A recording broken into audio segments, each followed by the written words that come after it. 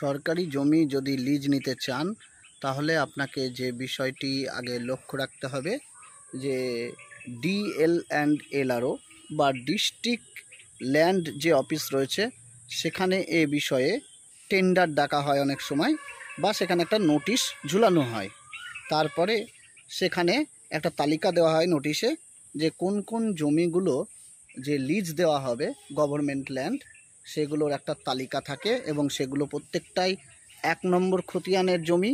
যেহেতু government land রয়েছে বা এর মধ্যে যেগুলো ভেস্ট হয়ে গেছে কারোর ব্যক্তিগত সম্পত্তি, যেগুলো সরকার অধিগ্রহণ করেছে 1 নম্বর খতিয়ানে রয়েছে, সেইগুলো সরকার কিন্তু মনে করলে সেগুলো আপনার লিজ দিতে পারে। আমরা লিজ মানে জানি এটা ইজারা বলুন বা ভাড়া বলুন, সরকার কিন্তু এগুলো দিতে পারে।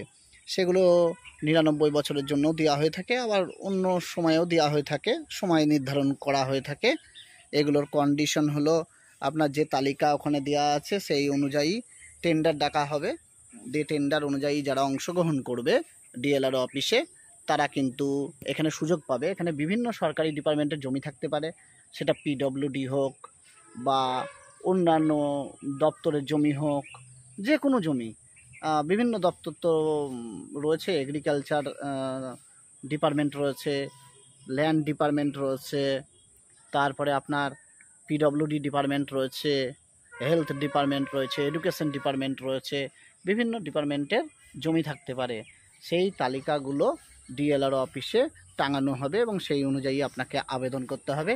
এই আবেদনের ভিত্তিতে যারা যারা ওখানে রয়েছে তাদের মানে যে আবেদন বা টেন্ডার বলতে পারেন, সেখানে যারা সর্বোচ্চ মানে ডাকবে, সর্বোচ্চ বলবে এত 99 বছরের জন্য লিজ নেওয়ার জন্য বা 25 বছরের লিজ নেওয়ার জন্য, যাই হোক, সেই জমিগুলো সর্বোচ্চ টাকা যারা দিতে চাইবে তাদেরকেই দেওয়া হবে। এইভাবেই কিন্তু করা হয়, লিজগুলো এইভাবে দেওয়া হয়ে থাকে। আর অনেক সময় দেখা যায় যে ওই খতিয়ানের জমি বা ওই দাগের জমি যেগুলো ভেস্ট হয়ে আছে 1 নম্বরের, সেইগুলো অনেকে নিতে চাইছে না, একটাই আবেদন পড়েছে, তখন ওই আবেদনের ভিত্তিতে ওই একটা আবেদনেই ভিত্তিতে তাকেই দেওয়া হবে, এরকমও হয়ে থাকে।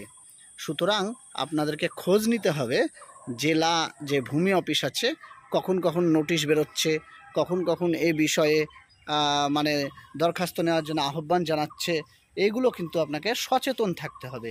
যদি সচেতন থাকেন তাহলে এই খবরগুলো পাবেন, বা DLRO অফিসে ডাইরেক্ট DLRO সাহেবকে জিজ্ঞাসা করতে পারেন এই ধরনের কোনো খবর রয়েছে কিনা গভর্নমেন্ট ল্যান্ডগুলো লিজের ব্যাপারে, বা লিজটা কবে দেওয়া হবে, এরকম কি কোনো খবর